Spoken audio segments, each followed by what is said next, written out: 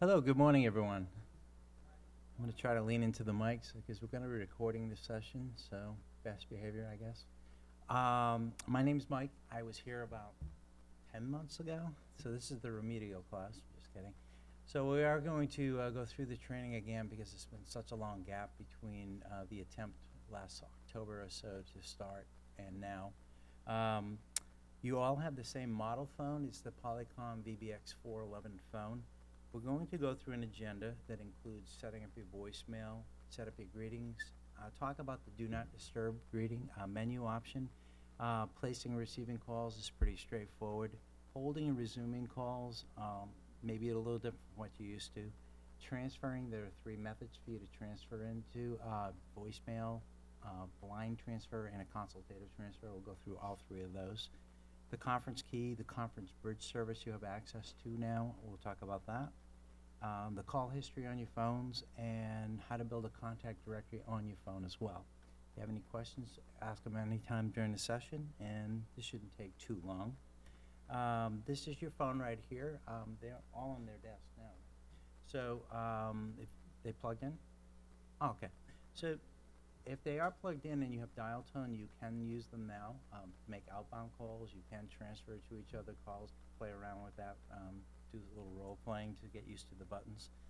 The screen itself, you're going to see a colored screen. It is not touch sensitive. A lot of people try to hit the screen with their finger. I do it all the time because my model phone is touch sensitive. So when I play with these, I always hit the screen.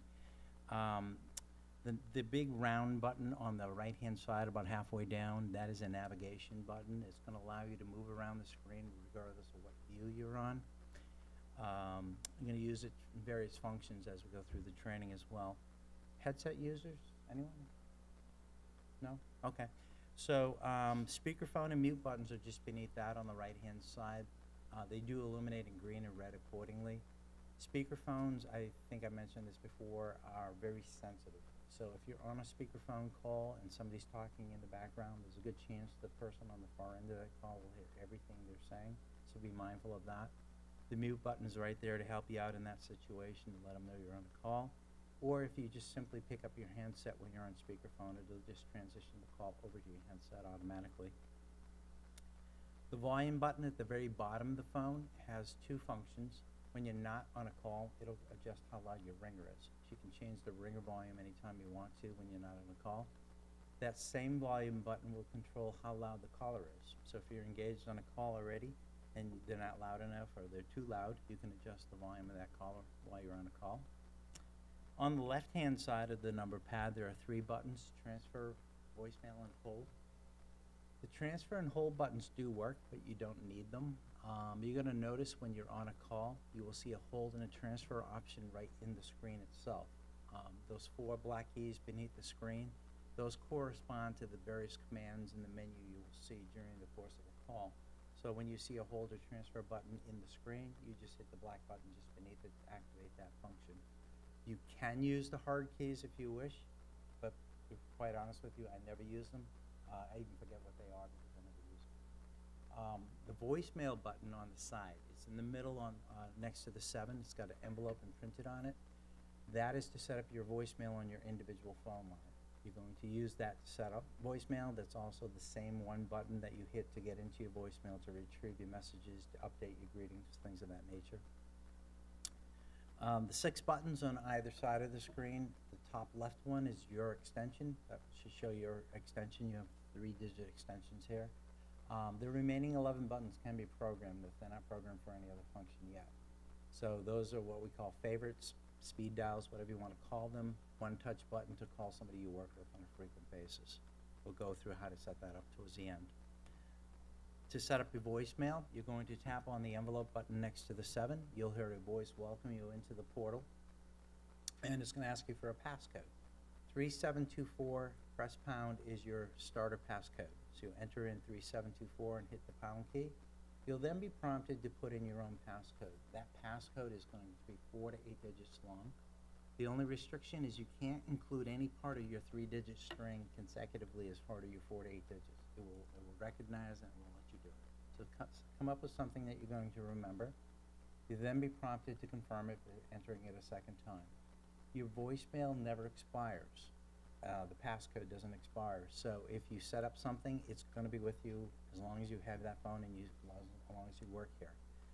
If you do forget your voicemail passcode, you would approach, Mohammed, right? They would come to you and, he's gonna be trained on how to reset your passcodes if you forget that. The next step in the process is to record your name. You're going to record just your first and last name. You could put a department name in there if you want to, if that's more appropriate. But the microphone is only opened up for a few seconds, so it's only long enough to record your name only. So you can't dawdle at all, because if you do, it'll hang up and say it won't hang up, it'll just say you've expired your time. Please record again.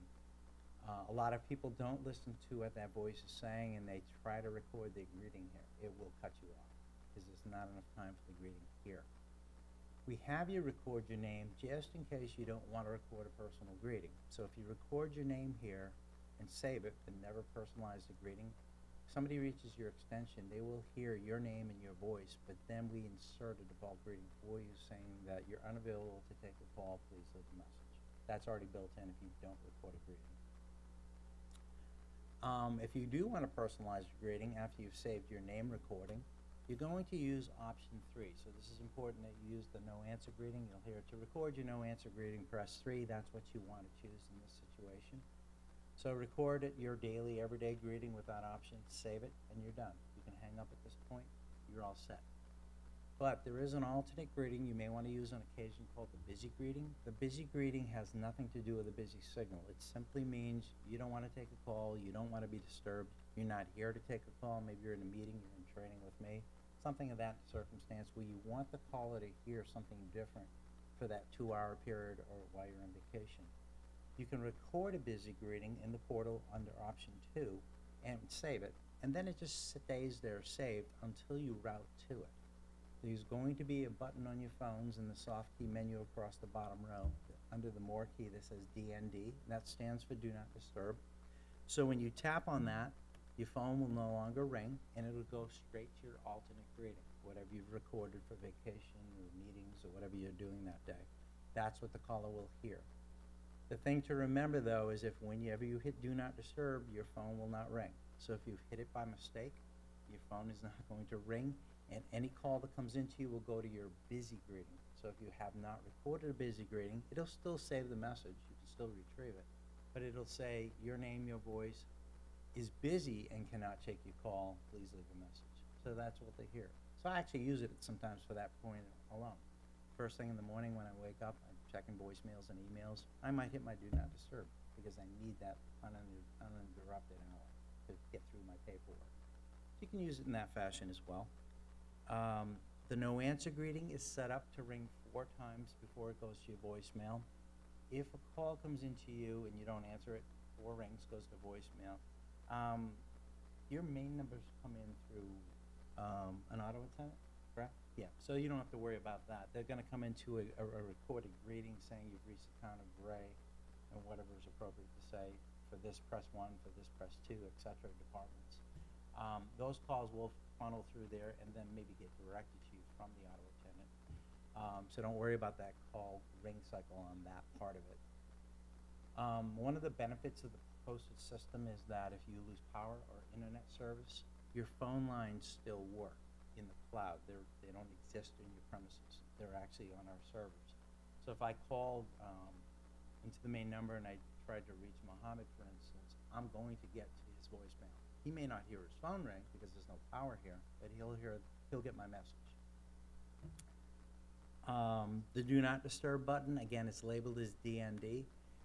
The Do Not Disturb button is under the more key when you're not on a call. That is the only time you can access it, and so if you're already on a call, you'll never see it. You have to set it in motion before you jump on a call. You will see a green circle and a check mark next to your extension. That means it's off. If you tap on Do Not Disturb 1 time, it'll change it to a red circle and a minus sign. If that's on, you see that next to your extension, your phone isn't going to ring. So that's what you want to look for if you're sitting at your desk for an hour or 2 and you're not getting any phone calls, and then you realize you get 3 new voicemails. My phone never rang. It must be broken. check this setting right here to make sure you have the green circle and a check mark. Otherwise, you won't hear your phone ring. The mailbox, everybody has their own mailbox. It's up to 60 minutes of mailbox capacity. It's actually a little bit more than that, but we don't tell you that, but I just did. You can save your messages on the portal for up to 30 days. However, there is an option for voicemail to email. I forget, did you opt for that? You did. So when you see emails coming in, kind of a strange looking username, but it's going to have an attachment associated to it, that is a copy of the message left on the phone. So it's going to be delivered to the phone and to your email address, so you can listen to it right on your computer desktop, save it if you need to save it, forward it off to somebody else if you're not in the office that day. So it's much easier to forward an email than it is to go into the portal on the phone and redirect it from there. So we'll talk a little bit more about that in a moment. On the phone itself, you're going to see a red light flashing on the top right corner of the phone. You're also going to see a excuse me? Sure. On the voice, on the phone. Once it's delivered in WAV, it's a file. You just been delivered a file, you can keep that as long as you need to. It deletes automatically. But if you haven't been into the phone portal for a while, even beyond 30 days, you're going to get in there and say, you've got 5 messages that are going to be deleted. You get one more last chance to listen to them, and then they're auto-deleted. There is a little trick workaround for that. If you happen to have it on the phone and you want to save it beyond that, within the portal system, you could forward it to another extension. They get it as a new one. They could listen to it and forward it back to you. Then you have fresh 30 days. But that's what the voicemail to email is really for now. You can save it as long as you need to. Again, on the phone itself, you'll see some indicators. You have a red light that'll flash constantly on the top right corner of the phone. You'll see an envelope symbol appear right next to your extension.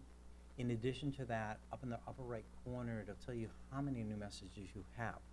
So when you dial in to check your voicemail, all 3 indicators go away once you've listened to them and deleted them, whatever you do with it. It'll go back to normal.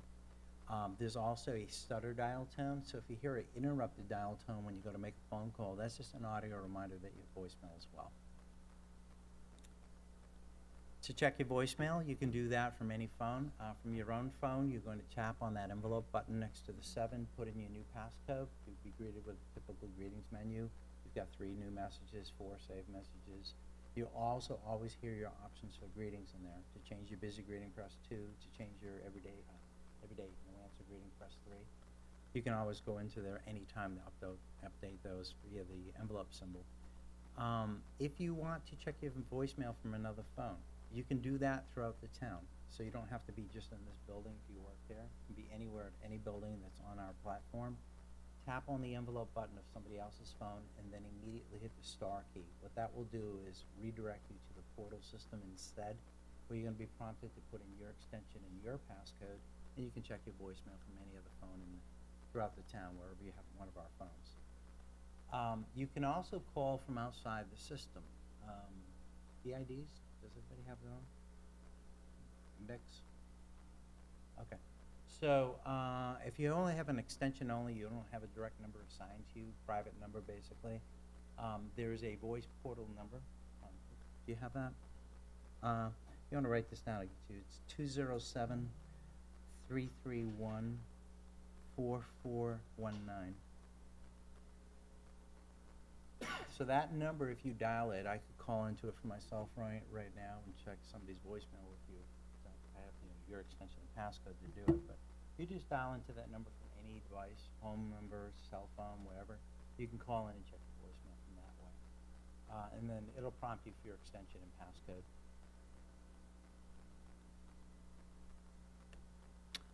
The voicemail to email, if you have this active, you will see this email arrive. The attachment with it is going to be labeled with the phone number of who called you, and then the stringer numbers behind that. That's just a timestamp. We repeat in the body of the email in English, the date and time of when it arrived as well. So you'll have a good idea when it arrived, in case there's some argument about, I left you a message 3 days ago, and you say, well, I just got it 10 minutes ago. So you can point to that if you need to. The thing to remember here is once it arrives, it's just a WAV file that we've delivered to you. If you need to keep it long-term, just create a little folder in your desktop, drop it into there, so you can track that later for a later date and time. You can forward the email, obviously, very easily with the attachment over to somebody else, and maybe you check your voicemail and you need to redirect it to somebody, just forward the email. You do need to maintain voicemail to email and the voicemail delivery to the phone separately. So I've got this email come in and I listen to it and I don't need it, I delete it. It does not clear it off the phone. You have to go back to the phone and maintain that as well. So delete it in both places to truly get rid of it. If you just listen to, I do use this all the time, but I have to take a moment or two every other day or so to just go into my phone and make sure I don't get that call, because it will get cleared. Any questions?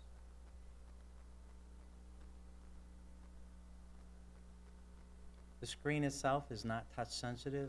It's very tempting to try to touch the screen, especially if you see this icon view. By the way, you can get to that by tapping on that little home or house key button. When you see the icon view, a lot of people try to hit the screen, including me. It just doesn't work. You have to use that navigation button, the big round one, to arrow over to the icon you want to open up and hit the center button to choose it. The soft key menu across the bottom row of the screen is going to differ depending on what you're doing. So if you're not on a call, you're going to see a certain menu. You're most likely going to see new call, directory, paging, more. Under that more key is that do not disturb button and a couple other functions. When you're on a call, that will change completely to hold, end call, transfer more, and under that more key, you'll see a conference key, and again, some more features behind there. So we present you what you need based on function. If you don't see what you're looking for, whether you're on a call or not on a call, hit the more key for more options. Nines? You do nines now, currently? Yeah, okay. So when you dial 9, currently you don't have to do that anymore on our system. You no longer have to dial a 1. So anytime you want to call anywhere in the country, just dial the straight 10-digit number. No need. If you do accidentally use the 1, it will dial, but you don't need it.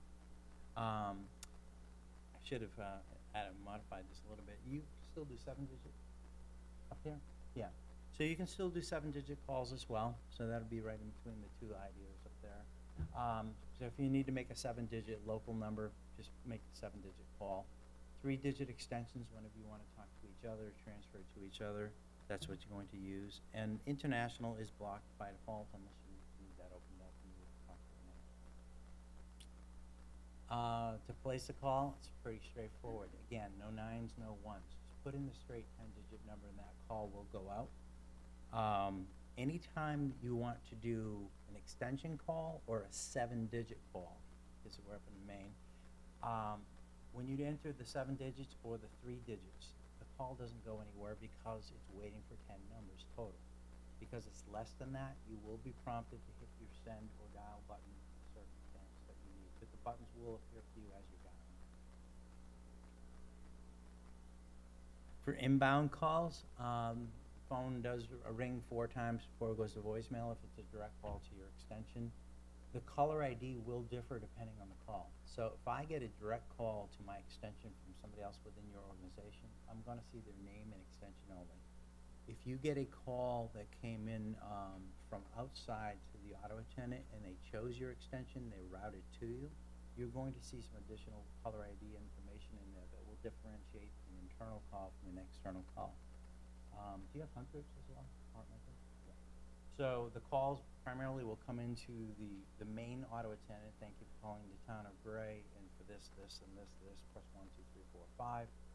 But there's also an option for them to dial your extension directly from there. So if they do just happen to know your extension, they don't have to listen to the commands. They just type in your 3-digit extension. It'll route directly to you. But you're going to see in the caller ID that it came from the auto attendant. You'll know it's an outside call. If you're part of our little ring group, departmental groups like town clerk or whatever you have up here, if you're part of that little ring group, you'll see a line of information that tells you it's coming in via the prompts. For town clerk, press 2, and there's 3 people answering town clerk calls. Those 3 people will see that as a town clerk call, just by looking at the screen. You can screen your calls a little bit. When the call is coming in, you will see a silence key appear right next to answer. If you tap on that, it turns the ringer off on your phone for that call only. But the caller still hears the full cycle of rings. So if it's a direct call to you and you don't answer it, it goes to your voicemail. If you're part of a ring group and it's ringing in, but you just don't want to hear the ring, tap on silence. Maybe the other person in your ring group is going to pick it up, maybe they won't, but then there's a call flow designed for that too. I'm not sure where it's going, but probably somebody's on voicemail. So don't worry about that. You can reject a call, but you can only reject calls directly to your own extension. So if you do get a call transferred to you, or they chose your extension off the auto attendant, and it's coming in directly to you only, if you hit the reject button, which is under the more key, that'll send the call straight to your voicemail. So no more rings for you or them, straight into the voicemail, just like a decline on your cell phone. These phones can take many, many calls at the same time. So if a call's coming in and you're already on a call, you'll see new caller ID presented to you in the screen while you're talking to somebody. And you can make a choice, let it go wherever it needs to go, or you want to answer it and put somebody on hold. If you do want to put somebody on hold and take the second call, all you do is tap on the answer key. When you do that, it automatically puts the first person on hold for you. Excuse me. When they go on hold, the calls will line up on your screen, just like I'm showing you here. The live call is at the top, highlighted in green. The held call will drop to the second position. And you'll see some timers on each line that's measuring the length of calls for you as well. So you monitor, especially if somebody on hold. They will hear hold music when they go on hold in our system, which is something you can change if you don't like ours. They are held on hold for 8 hours. So if you put somebody on hold on your phone, they will sit there for 8 hours. Shift change. They will sit there unless they hang up. It'll remain there. In addition to that, if they're on hold for any period of time beyond, I think it starts around 10 minutes, you'll start to hear this little reminder ring. Don't forget about me, I'm still sitting on your phone. I'm not going anywhere. So they will sit there. The only way that call goes away is that they hang up, you hang up on them by tapping on end call. Or maybe you get lucky and the power goes out. If the power goes out, you can lose the call. So I joke about it, but it happens. When you have two calls going on at the same time, in this example, we've got Charlie and Bob on hold. And Bob's on hold, Charlie's live. And I want to go back and forth. I want to go back to Bob to get rid of him so I can go back to Charlie. Well, how do I do that? I'm going to use that big round navigation key, arrow down to the held call. It'll highlight itself. And when you do that, you're going to see a new button in the corner menu that says resume. You tap on resume and you'll now be talking to the previously held call, Bob, and Charlie will go on hold. And you can actually flip back and forth as much as you need to. Sometimes I can't quite get rid of anybody and I have to go back and forth. If you do tap on the end call button when you have two calls going on, the held call stays on hold. We don't automatically just put them back in your ear just because you finished another call. We leave them on hold for up to 8 hours. Take your time. That resume key will automatically appear. You don't have to look for it or find it. It'll be there because it's the only call left on your phone device. When you tap on that when you're ready, you'll get the call back.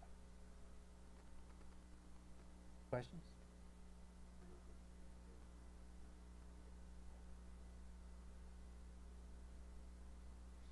No. Having said that, there's some other methods to kind of achieve that. Or you could go back. You can do a design change so they can see a held call on other phones. Something we can talk about later. There's different ways to get there. We'll talk about it. You'll see. I'll give you a couple options. Transferring calls. When you want to transfer a call, you can do 3 different things. The first method is assuming you want to introduce the call before you hand it off.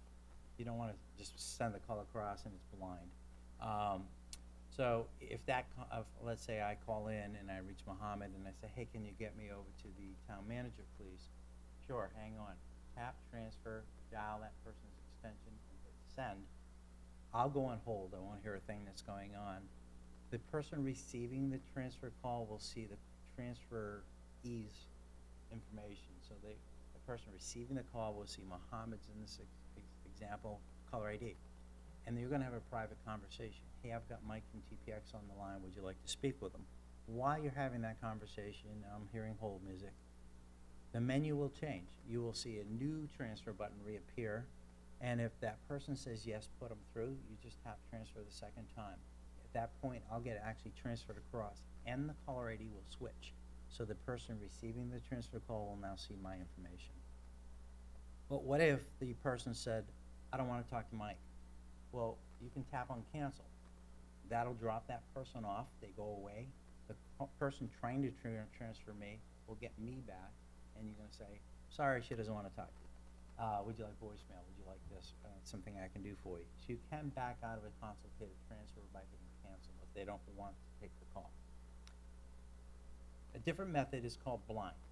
Blind transfer allows you to push a call across from one phone to the other phone without talking at all. But there's a proper method for this, because if you do it incorrectly, it delivers the wrong caller ID.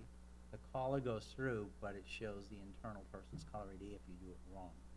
So what we want you to do here is hold your transfer button down for a couple seconds. If you hold it down, literally 1000, 1002, release, you're going to see a screen appear that says blind transfer. When that appears, put in that person's extension, hit send, and hang up. That call will go through correctly, and it will marry the correct caller ID with it. So the person receiving the call will see the person's caller ID, not you. In fact, they're going to think it was a direct call. It'll look like a direct call to that person. The third option is to transfer straight to voicemail. If you wanted to transfer a call straight into a mailbox, you would tap on transfer, dial this code *55, and then enter that person's extension and hit pound. That call will go straight to their mailbox without any ringing on their phone whatsoever. So you always have that option as well. Any questions on the transfers?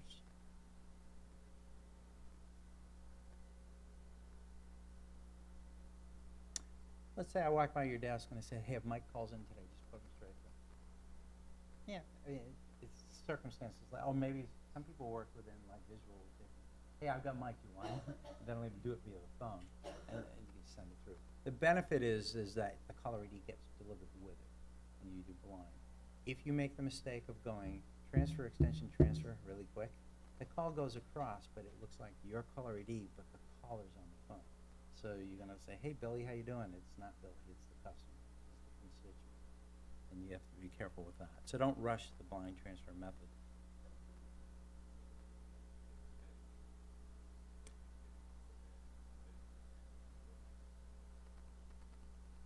Transfer, dial *55, you'll hear a little hesitation. Enter in the person's extension or pop. Yeah. Park and retrieve is another function you might consider using. This is a call situation where you're not sure where the person is. Maybe they might have said, hey, if a call comes in, I'll be in the council chambers, come find me. So this is a situation where you could put it on hold, find the person, go back to your desk, resume the call, transfer the call, a lot of steps. This situation allows you to just do one thing. You have a call for somebody that you need to locate within the building or someplace. You park the call to their extension. So you would hit more, park, and then enter in that person's extension and enter. When you do that, the phone will talk to you and actually say the call's been parked. You now run around the building. I think it's set for 2 minutes right now in this location. You have 2 minutes to locate somebody. They can go to any phone in the office. And it doesn't matter where they are. Any available phone, they just go to the more key, hit the retrieve button that goes with it, and they're gonna go retrieve, enter their extension, and enter, and they have the call. They can pick it up anywhere. I actually use this myself. I'm in here and I wanna go back to my desk. I'm on a call here. I just park it to my own extension. Simply go park, my extension, enter, go to my desk, retrieve extension, enter, and I can take the same call and move it from one phone to another phone. So there's no transferring, no hanging up to call somebody back. I can just move it around. If you do park a call for someone but they don't recover it within the timer, and again, right here it's set for 2 minutes, it does roll back to you. So you'll see a caller ID that says recall in the screen. If you see the word recall, you are getting back the same person you parked 2 minutes ago. Then you can offer to do it all over again, try again, transfer to voicemail, whatever you want to do with the call. You don't have overhead paging, do you? Is it tied in? Okay. If you do have an overhead paging system in your building, and it's integrated to our phones, there's an extension associated to that. So you just dial that 3-digit extension, it'll hit the overhead paging system from your handset. So just be careful with that if you're dialing and broadcasting everywhere. There's also the ability to page via the phones. So if you would like to page via the speakerphones itself, not hitting the overhead system, you're gonna hit the paging button, that's our soft key. When you do that, you're gonna see a menu appear with 4 options, but only number 1 default and number 3 emergency work. When you leave it on number 1 and hit page the second time, you'll hear a beep on your speakerphones, and then you hear the announcement as somebody starts to talk. But what it doesn't do is interrupt somebody on a call. If they're on a phone call, it will not come across your speakerphone, so they won't hear that announcement. If you truly want to reach everybody via speakerphone, you need to go down to number 3, so you would arrow down to 3, emergency, hit page. It'll do the same things, you'll hear the beep, you hear the announcement, and even if you're on a call, it'll interrupt that call temporarily, you'll hear the announcement, and then your call should automatically resume by itself. So again, it's another situation when you're paging, you're broadcasting to every phone in the building. So be careful when you're done to properly hang up your handset, otherwise everything you say will be used against you. So it does go out there. The conference button on your phones is available under the More key whenever you're on a live call. When you tap on that, you'll get dial tone. Call the person you want to add as the third person. When they answer the call, you'll see the conference key reappear. Tap on it a second time, and you can have a three-way phone call going on. Go ahead. No. You can also join a call. Joining a call, it's kind of like merge. Excuse me. When a call comes in, you're already on a call, and a second call comes in, you take the second call, and you've got now somebody on hold, and you want to put the 3 of you instantly together, and that happens. You can hit the More key, and you're going to find only in that situation a join button. So whenever you have one live call, one held call, and you would like to put the 3 of you together, hit the join button to put you instantly together. So there's no need to hang up conferencing them, because I used to stumble with that all the time on the older phone systems. Just hit the join button, it'll bridge the 3 of you together. There's also a conference bridge service available to you, and each location will have its own designated phone number. Every person has, if you have a phone and you're a user in the system, you have assigned to you a moderator pin and a conference ID, 6 digits for both. What that allows you to do is host a call with up to 50 people on it. So you can dial in. You don't have to be on our phone system to use it. So I know my bridge information. I could do a call right from here if I needed to. And it's available 24/7. So you don't have to be on the system, and you can use it anytime you want. You don't have to reserve or schedule it.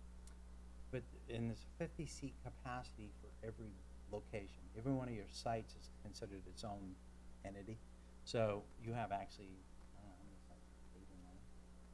Yeah. So you actually have 8 bridges with us. So, and every bridge has its own designated 10-digit number, and moderated PIN and conference ID for each person. What the individual PINs and conference IDs allow you to do is have simultaneous bridge calls.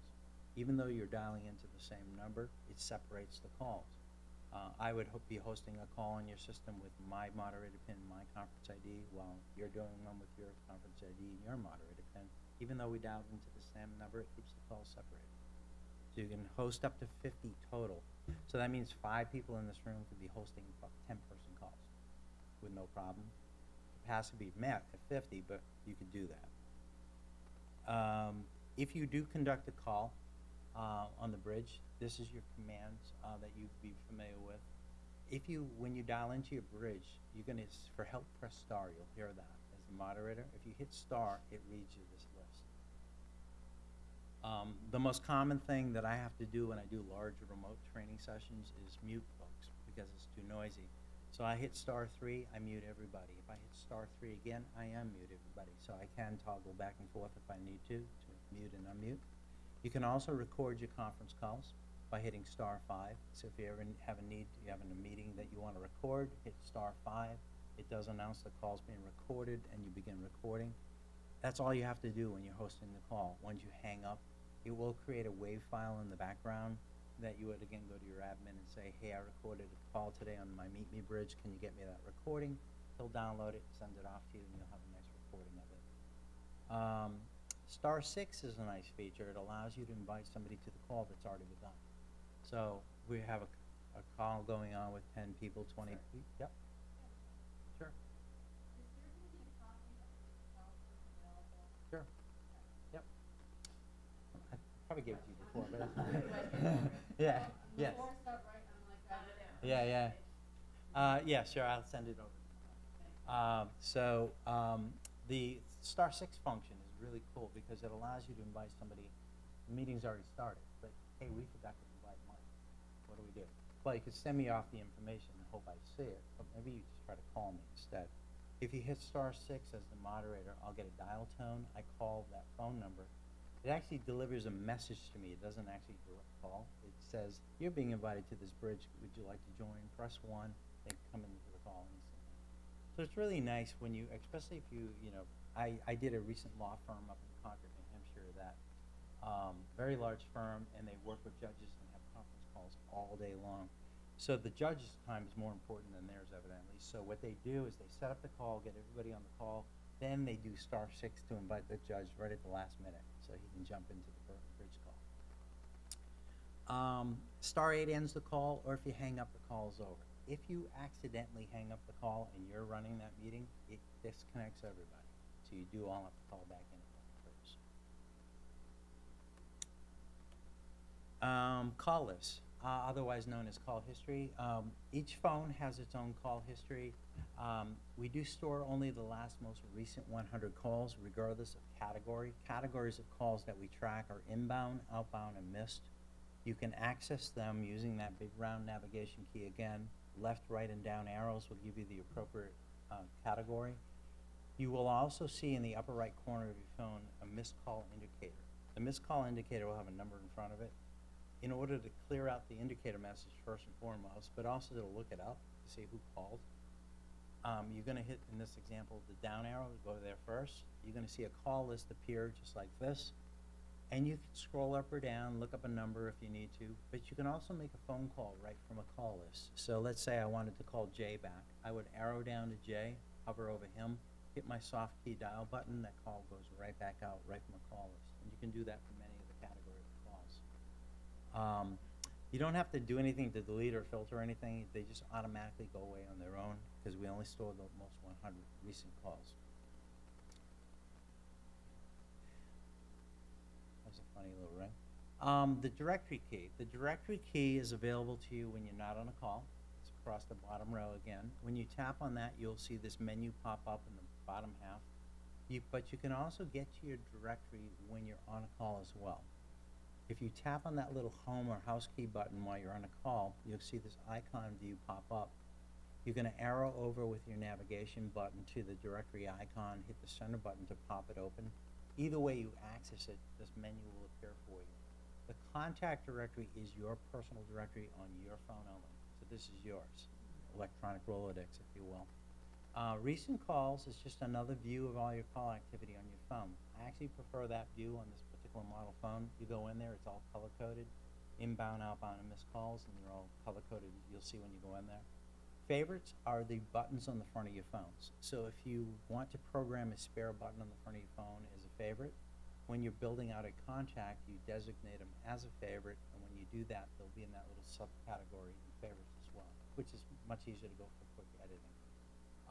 The fourth one is changed, is now going to say Enterprise Directory. There's a firmware release that just came out. Yours is going to say Enterprise Directory instead of Broadsoft Directory. That is a town-wide directory. So anybody who's on our platform, you can go in there and look up a number in that fourth category. The contact directory itself, when you leave it on number 1 and hit the select button, you'll go in there and hit an add contact button that'll appear in there, and this menu will open up for you.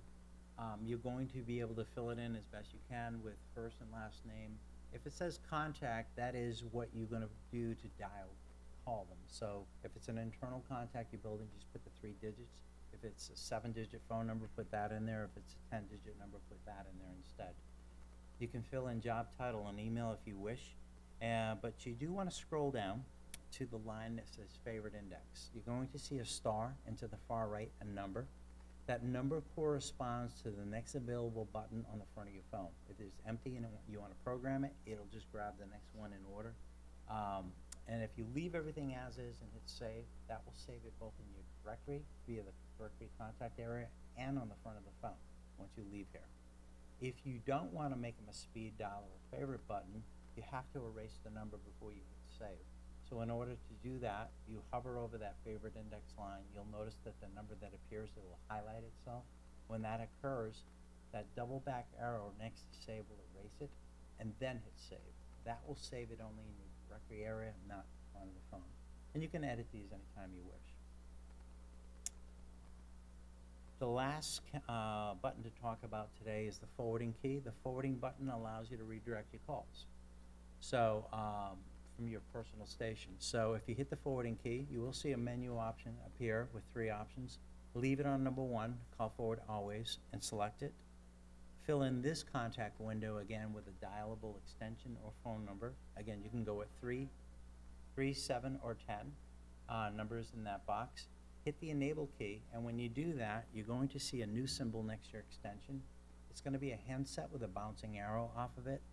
And to the upper right corner, you're going to see where the calls are forwarding to. So you have a nice visual reminder that that forwarding is turned on. In order to turn it back off, you simply just return to the page where you tapped enable. You'll see the disable button there at that point. If you tap on that, it'll turn it off and your phones will start ringing on your phone again. And that concludes the phone training. Questions?